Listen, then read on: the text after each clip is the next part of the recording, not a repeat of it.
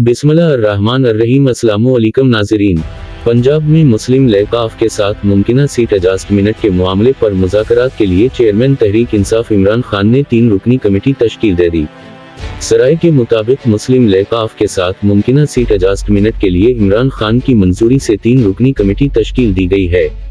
सराय का कहना है कि मुज़ाकराती कमेटी के सरबराह शाह महमूद कुरैशी हैं, जबकि दीगर 2 मेंबरान में परवेज़ खटक और फवाद चौधरी शामिल हैं। फवाद चौधरी ने भी तस्दीक की है कि चेयरमैन पीटीआई ने काफ लीग के साथ सीट एडजस्टमेंट के लिए कमेटी बना दी है। कमेटी इंतखाबी एडजस्टमेंट के मामलात को देखेगी।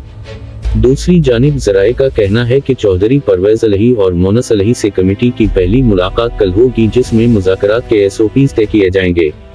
सराय के मुताबिक कमेटी इन मामलात पर भी गौर करेगी कि जिन नशिस्तों पर काफ लीग सीट एडजस्टमेंट का कह रही है, इन सीटों पर पीटीआई उम्मीदवारों की क्या वर्किंग और पोजीशन है, और फिर कमेटी ज़िले तंजीम और पंजाब की तंजीम से मशावरत के बाद इमरान खान को रिपोर्ट पेश करेगी, जिसके बाद काफ लीग के साथ सीट एडजस्टमेंट के हवाले से हतमी फैसला किया जाएगा।